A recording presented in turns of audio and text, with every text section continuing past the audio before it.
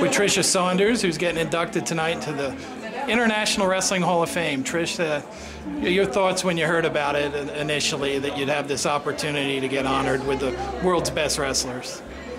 Well, it's completely overwhelming because you look at the other people who are in the hall and you think your name is going to be up next to those people that you've looked up for so long, the men, but also the women, some of them that I competed against, Srijong and Ana Gomez and Shoko Yoshimura, my friends Yo-Yo Irano, Christine, and it goes on. It's just to be in that company. We've been together for a long time, charted a lot of road together, and cut a lot of weight together.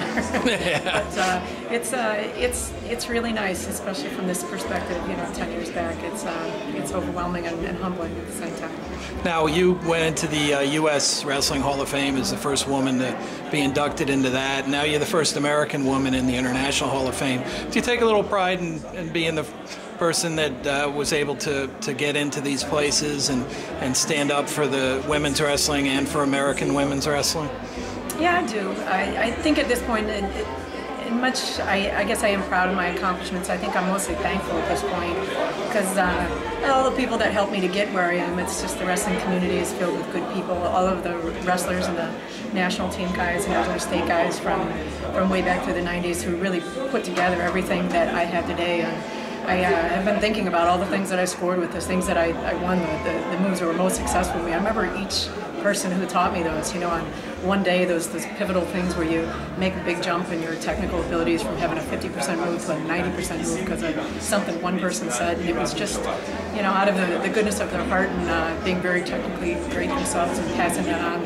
It's a really great thing to be a part of wrestling in the community, and I'm thankful to be here to a lot of people. Now, 5 finals in the Worlds, you won 4 of them.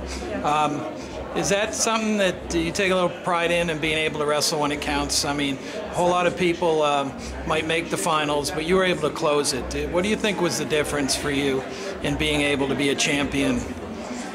A lot of that I think I learned training in the Sunkist room and in the Arizona State room. When I came back and started wrestling, there weren't women in there, but I got to go be a fly on the wall in Arizona State's wrestling room the year they won NCAAs, and watching those guys train and the influx of the Sunkist guys that were competing in the world level.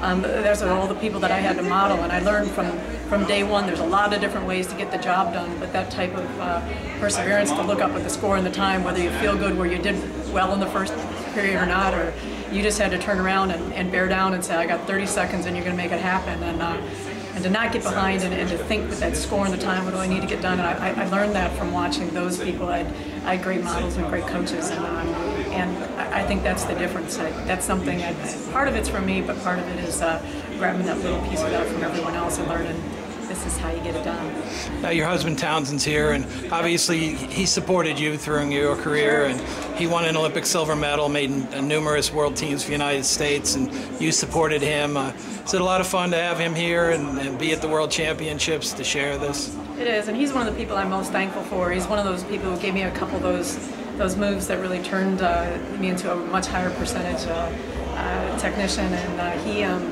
he was in my corner at every medal I won, and so.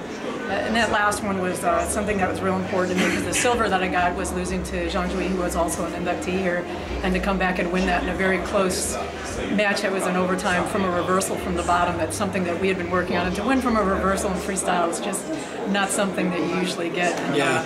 We spent a lot of time there because she was so good at turning people, and we'd said, you're down there, you've got to get out of there, and so we practiced that for a long time and ended up being what won, and so it's really nice. That was a special moment because I have all the respect in the world for her. She's just a fantastic wrestler, and to be here today and to have that 1-on-1 back with her, it's nice to have gotten the last one. You would be considered pre-Olympic women's wrestling. You were coaching our first women's Olympic team back 2 Olympics ago, and we're about to go into a 3rd Olympic cycle for women's wrestling. What's your thought about the progress of the sport and the fact that, the athletes that have followed you are now getting opportunities to win Olympic gold medals and to, have success on a big stage worldwide? Well, I think it's fantastic to see these girls out here be able to train the way that so many of us wish that we could. I think I had a real unique situation that I got a lot of the training opportunities that they're getting now through the Sunkist program indirectly with the Arizona State team and the Sunkist team.